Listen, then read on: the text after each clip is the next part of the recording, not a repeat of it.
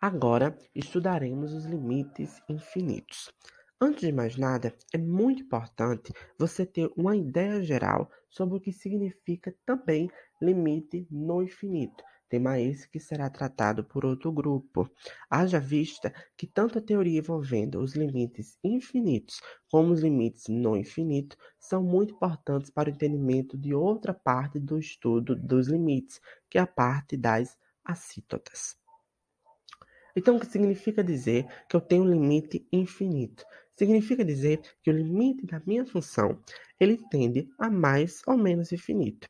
Isso pode acontecer também quando o próprio valor do x tende a mais ou menos infinito.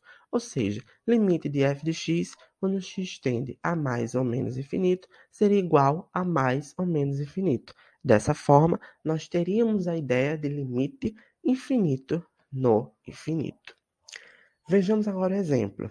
F de x é igual a 1 sobre x mais 1 ao quadrado. Conforme os valores de x tendem a menos 1 pelo lado esquerdo, observa-se que os valores de f de x eles vão ficando cada vez maiores, ou seja, tendendo a mais infinito. Ou seja, quando x vale menos 1,01, o valor da minha função, o valor de f de x é igual a 10.000. Quando o valor de x é igual a menos 1,001, o valor agora da minha função assume o valor de 1 milhão. Ou seja, a função vai assumindo valores cada vez maiores.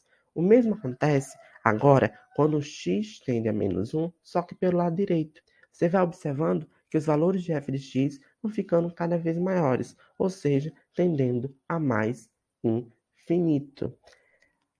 Considerando agora outro exemplo. F de x é igual a 1 sobre x. Conforme os valores de x tendem a zero pelo lado esquerdo, observa-se que os valores da minha função f de x, eles também vão ficando cada vez maiores, só que negativos. Ou seja, o valor da minha função nesse caso, ele tenderia a menos infinito. Quando x ele tende a zero só agora pelo lado direito, observa-se que os valores da minha função eles também vão ficando cada vez maiores, só que agora eles vão ficando os valores positivos, ou seja, ele tende ao valor mais infinito.